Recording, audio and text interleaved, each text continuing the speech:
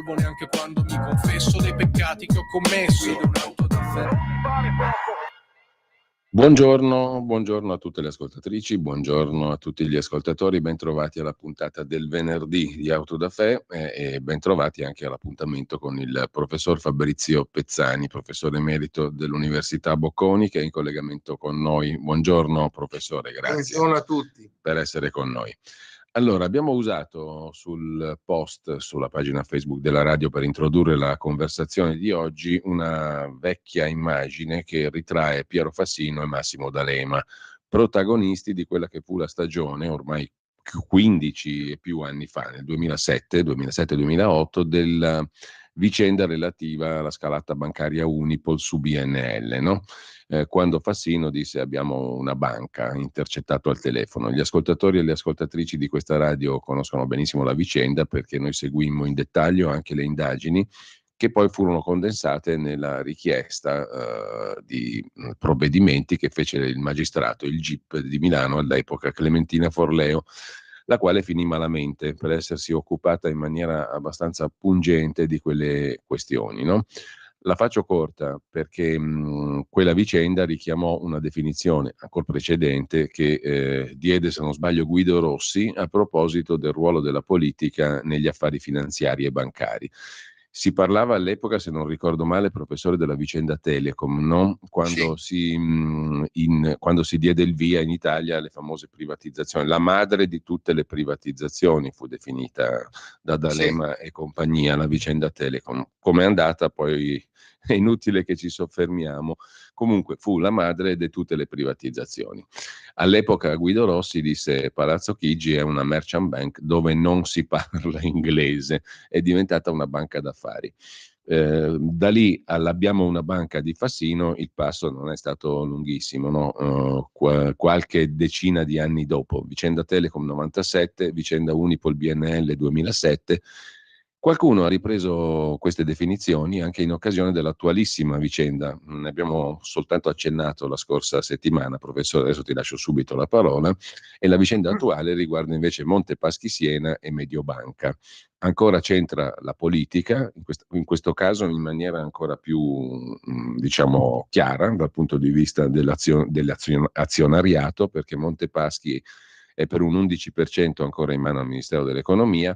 Sulla vicenda Unipol BNL la marca politica era ovvia perché Unipol è un feudo del PC, PDS, PD che faceva l'operazione su BNL.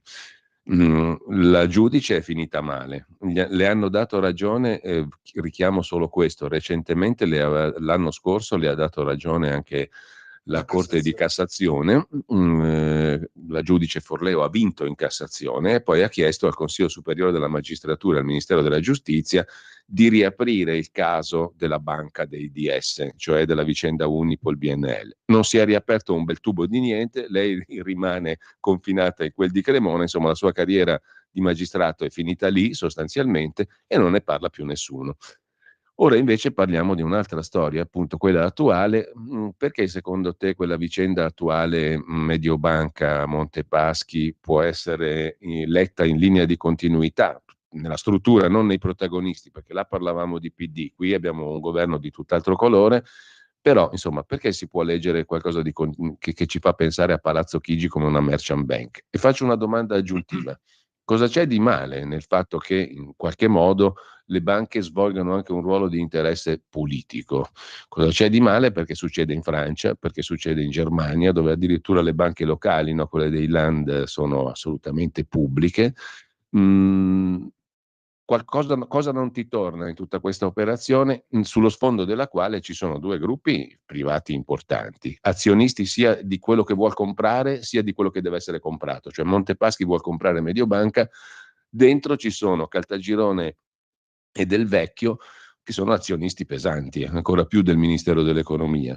Sullo sfondo c'è il controllo di Generali, una delle perle della finanza italiana, società assicurativa, che tra l'altro ha appena annunciato un accordo con Natixis, società francese di raccolta degli investimenti, per creare un nuovo soggetto in questo settore. Un'operazione nella quale Caltagirone e Delfin, Del Vecchio, sono contemporaneamente da una parte e dall'altra. Ecco, io non sono sufficientemente esperto di finanza per dire se è tutto normale o se c'è qualcosa che non torna. Lo chiedo a te, professore. Cosa c'è che ti Allora, convince e cosa non ti convince in questa vicenda? l'operazione in sé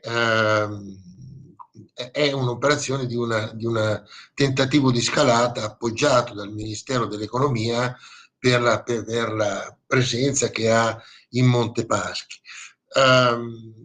In realtà l'operazione è quella di creare un polo bancario e la scelta migliore sarebbe stata quella di fare una fusione tra la Popolare di Milano e il Montepaschi.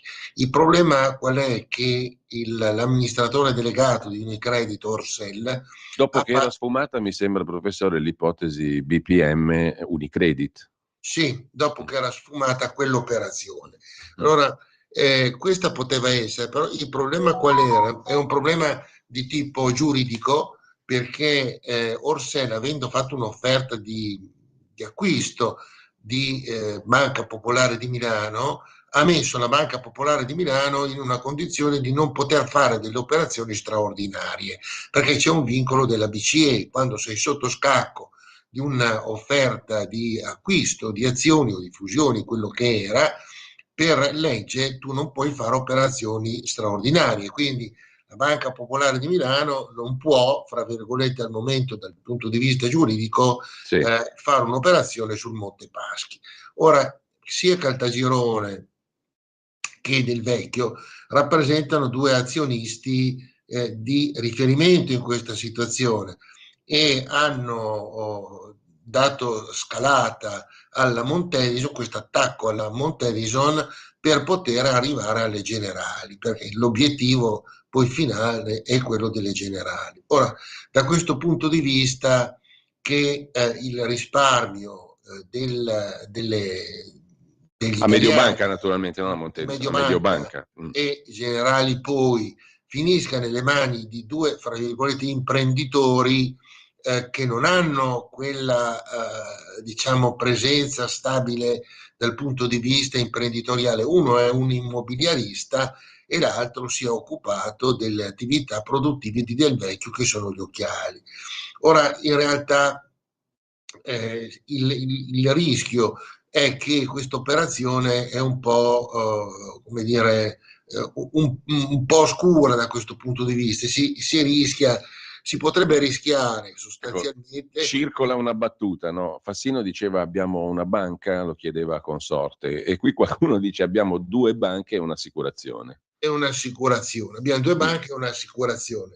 Ora, il fatto che due soggetti, fra virgolette, imprenditori privati, possano arrivare, e da un certo punto di vista l'azione eventuale del governo potrebbe essere un'azione, fra virgolette, funzionale a mantenere un polo italiano, perché, come hai detto, le generali hanno approvato senza vincolo, peraltro, un'operazione di fusione con una banca francese di assicurazioni che è la Natixis. Sì. No? Per cui da questo punto di vista c'era stato il tentativo anche da parte del governo di bloccare l'operazione di acquisizione di da parte di Unicredito della Banca Popolare di Milano, ventilando l'ipotesi di una golden share, cioè di usare l'azione di esercizio del potere per non far cadere la Popolare di Milano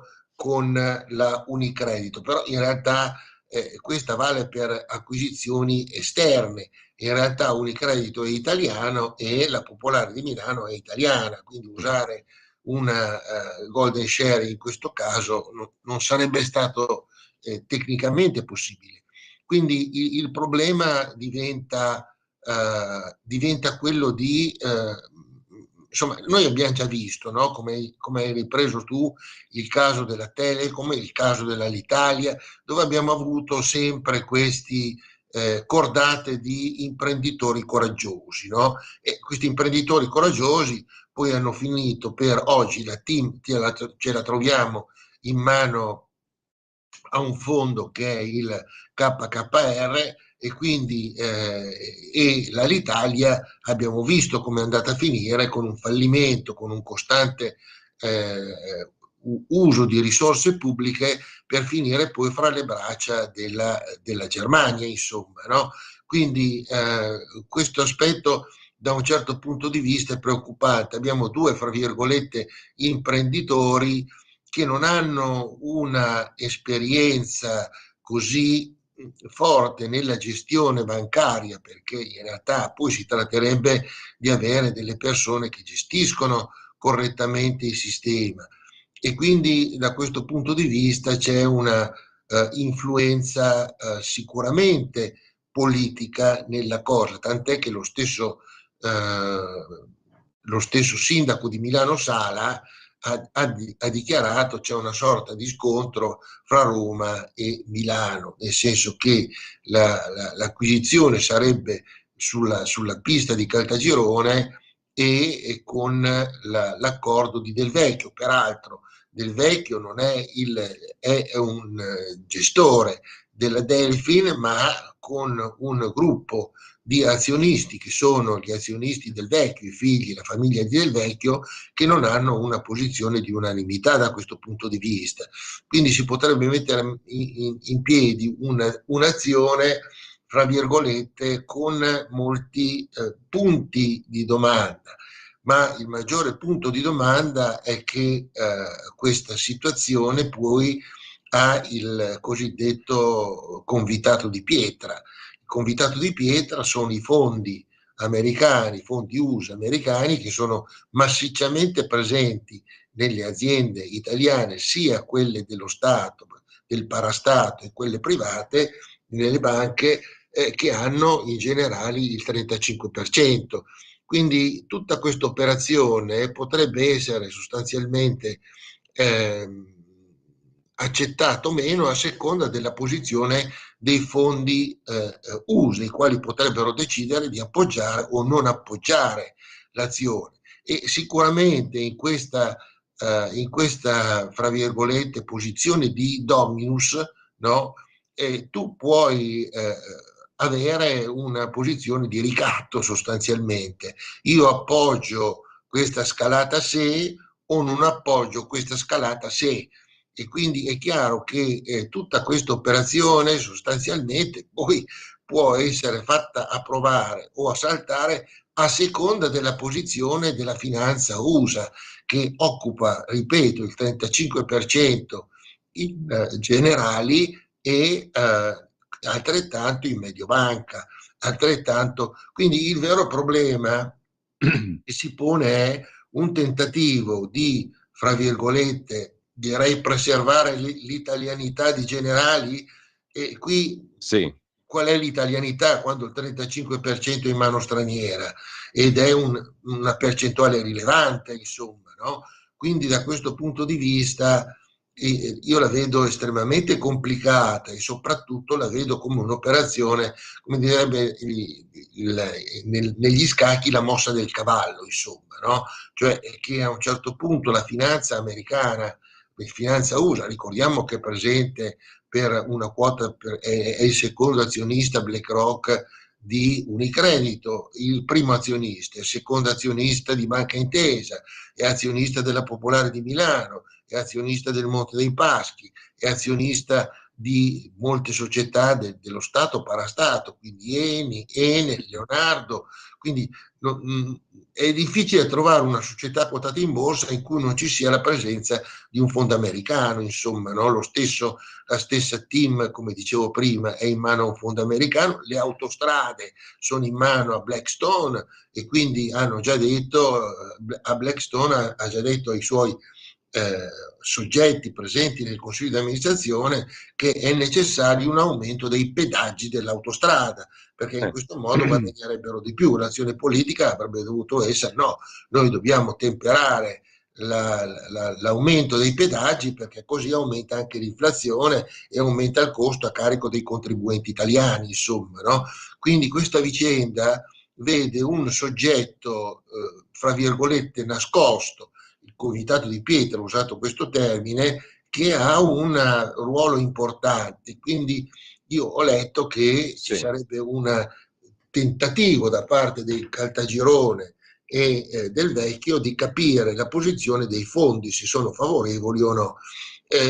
tutto sommato tecnicamente l'operazione non sta molto in piedi da questo punto di vista. Ecco, volevo chiederti questo anche perché ho visto un comunicato di 3 giorni fa, un comunicato stampa del Consiglio di amministrazione di Mediobanca che naturalmente considera ostile l'offerta pubblica di scambio da parte di Monte Paschi, no?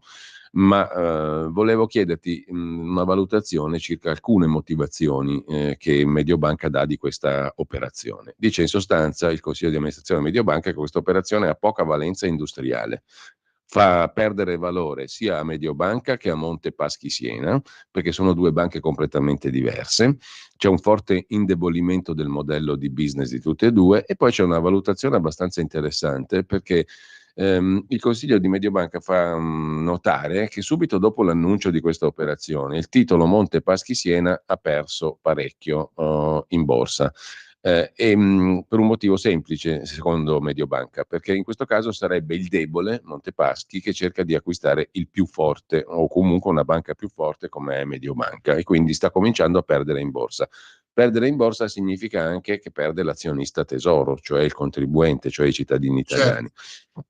E tra le altre cose c'è un altro aspetto che Mediobanca fa notare, credo giusto perché questo è indiscutibile. In Mediobanca Delfin, cioè Del Vecchio, detiene il 20% e Caltagirone il 7%.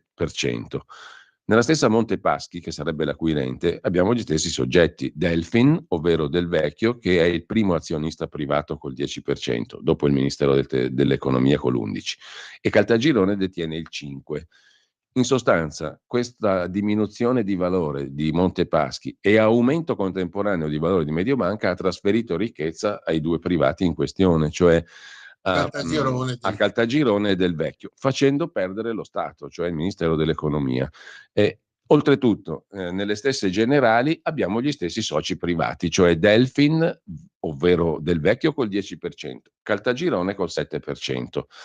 Allora, ci sono tutti gli stessi protagonisti privati in tutte e tre le società, Mediobanca, Montepaschi, Assicurazioni Generali. La metto giù un po' brutale e sbagliata, non lo so, chiedo la tua valutazione. Qui non è che ci perdiamo noi e ci guadagnano loro? È esattamente questo. Cioè, il problema di queste operazioni che sale o scende il titolo si dice è il mercato, no? È la risposta del mercato.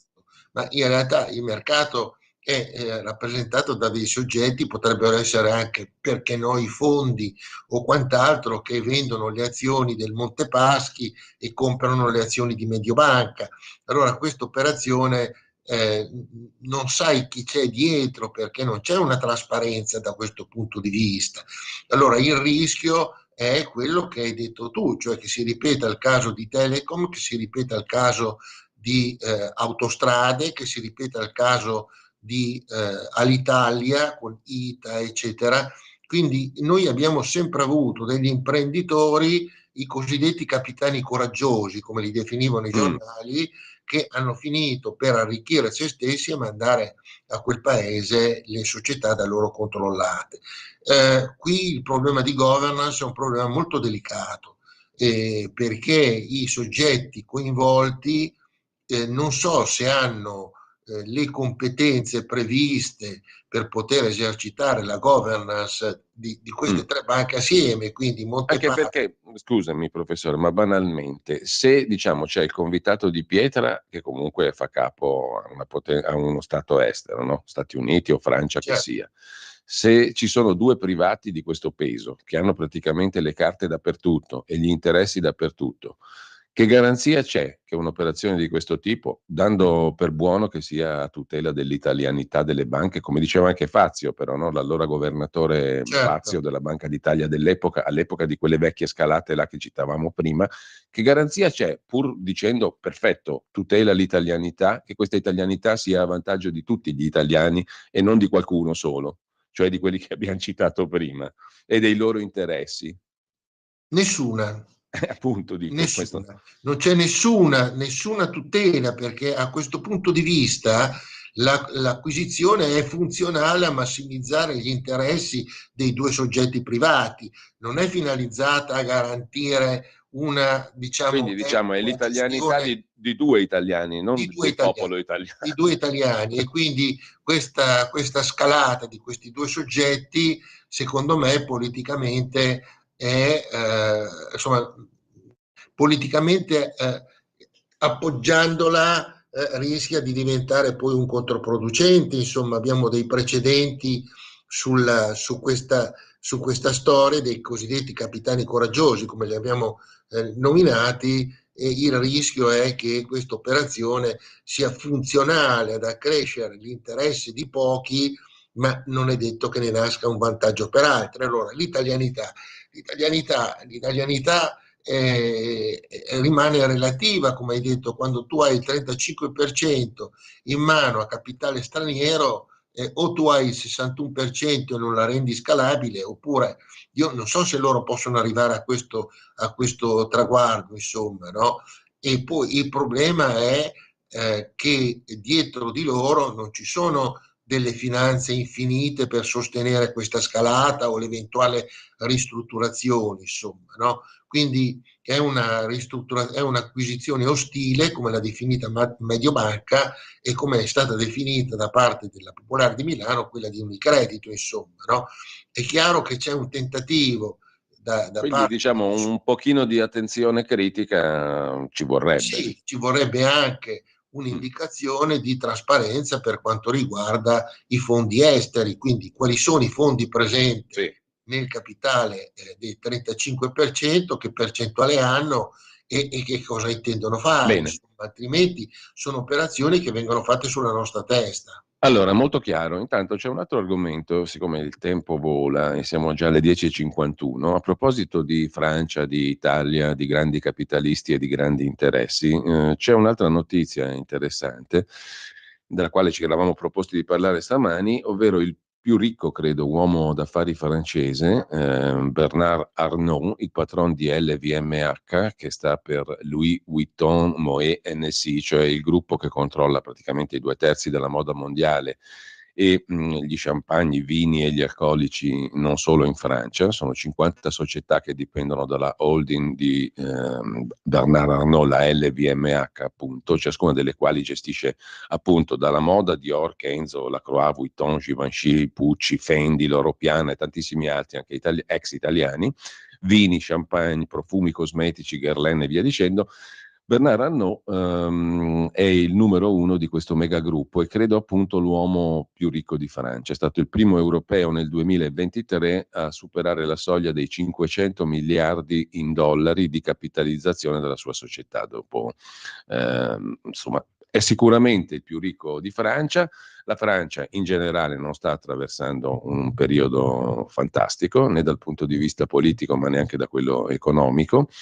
E, il governo Bayrou vorrebbe inserire nella legge di bilancio una super tassa per i ricchi. È un argomento che ogni tanto fa capolino anche sul nostro panorama italiano, no, professore? Certo. Tra i più colpiti ci sarebbe proprio l'uomo più ricco di Francia e tra i primi 5 del mondo, cioè Arnault. Si prospetta per le sue aziende una tassa extra di circa 800 milioni e nonostante Arnault sia molto vicino al presidente Macron, ha detto io questa tassa non la voglio pagare e ha sostanzialmente fatto intendere che lui dalla Francia se ne andrebbe. Dove andrebbe? Negli Stati Uniti, che ha elogiato apertamente perché con l'arrivo di Donald Trump alla Casa Bianca le tasse sulle società scenderanno al 15%.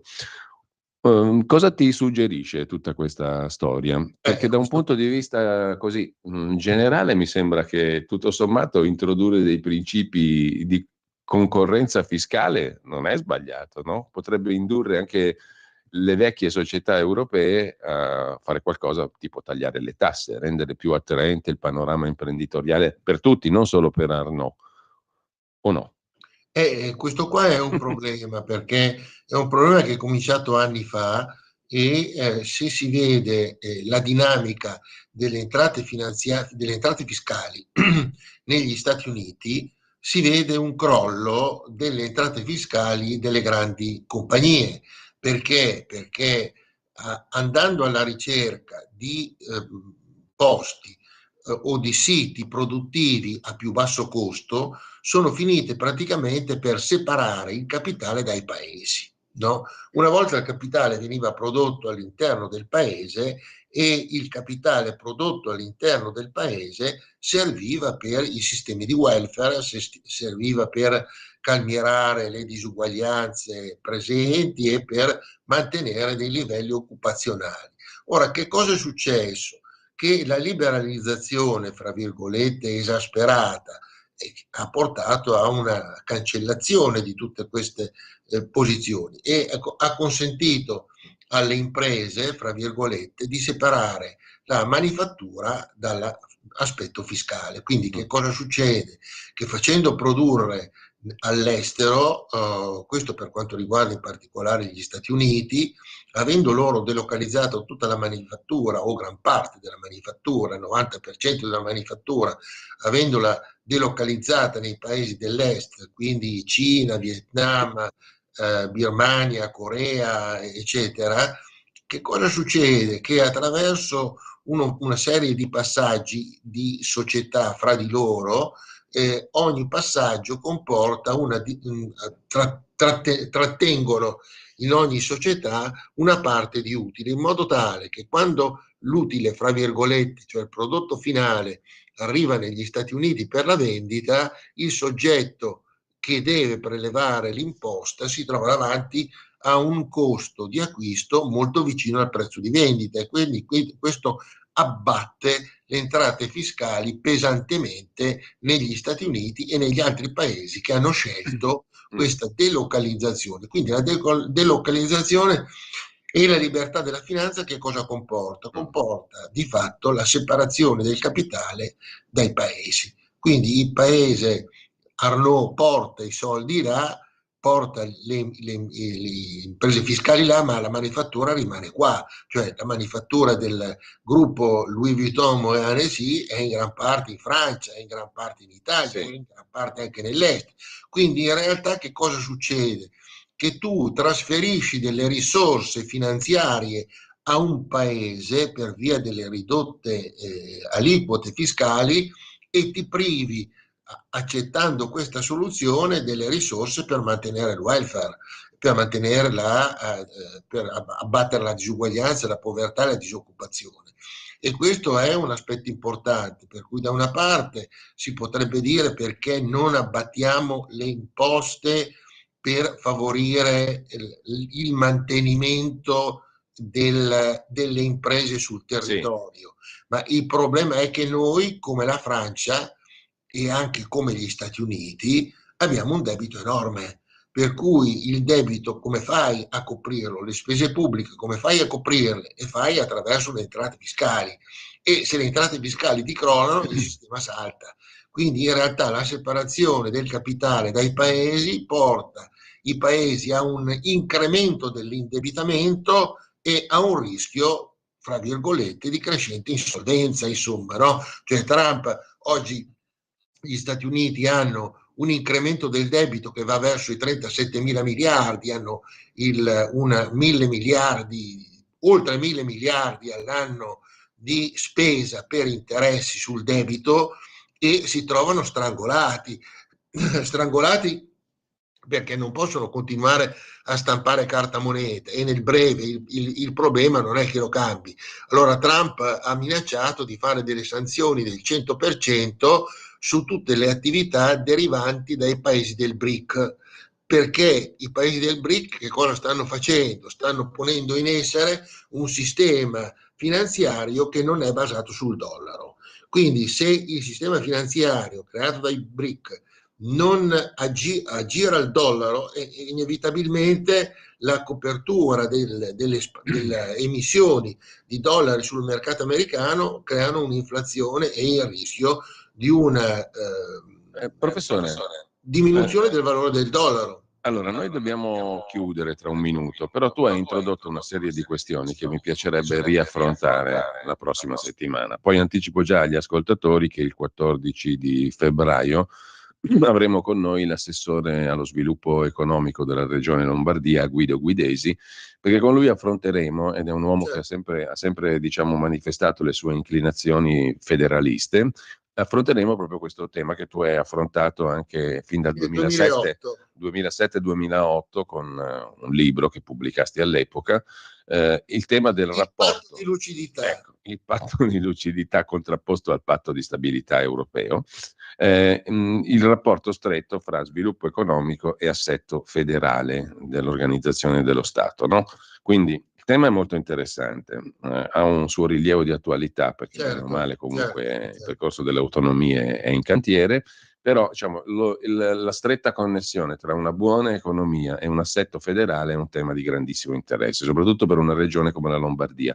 L'assessore Guidesi sarà con noi il 14 febbraio, ma settimana prossima mi piacerebbe recuperare il fil rouge di questa conversazione, la seconda parte di oggi, perché il rapporto tra Stati Uniti ed Europa è molto interessante declinarlo e cercare di capirlo secondo le variabili che hai messo in campo tu, cioè la produzione reale, l'economia reale e un welfare vero, perché tutto si può dire, ma credo si possa diciamo, francamente essere in dubbio che oggi le tasse servano, per esempio il caso italiano, non conosco bene quello francese e quegli europei nel loro complesso, però tutto possiamo dire tranne che le tasse oggi raccolte in Italia servano a finanziare un welfare davvero efficiente, perché chiunque abbia a che fare per esempio con la sanità, non parliamo della scuola, ma parliamo di sanità, sa benissimo che o ci mette del suo comunque, oppure il servizio sanitario è ampiamente lacunoso. Quindi diciamo, non si può più dire io raccolgo le tasse perché devo fornire un welfare di livello europeo. Io ci metterei un bel punto di domanda. Dall'altra parte invece abbiamo uno che, Riffe o Raffe, ha radunato diciamo, i più grandi CEO del mondo, che erano prima democratici e va bene, sono passati con lui, però rappresentano una fetta di futuro. E accanto a questa fetta di futuro, declinata nella chiave dell'intelligenza artificiale, delle tecnologie, eccetera, ha però manifestato un proposito, ha detto qui dobbiamo tornare a produrre. Se ci riesce non lo so, però diciamo questa è una variabile interessante da ragionarci sopra freddamente e ti voglio invitare a questo, ma sono già le 11.01. Settimana prossima, se sei d'accordo, ripartiamo da qui. Va bene, va bene. Intanto grazie al professor Solo Pezzani. una pillola di informazione. Sì. Gli Stati Uniti, a proposito di sanità, hanno un'aspettativa di vita come quella del Bangladesh, pur essendo il paese che pro capite spende in assoluto di più di tutto il mondo, cioè il doppio della Svizzera. Quindi le spese sanitarie pro capite negli Stati Uniti sono le più alte al mondo, doppio della Svizzera, con un'aspettativa di vita come il Bangladesh. Questa del Bangladesh mi incuriosisce molto. Intanto io però devo salutarti e saluto è abbastanza tutti. bassa. Saluto tutti quanti, grazie professor Fabrizio Pezzani. Avete ascoltato Auto da Fè.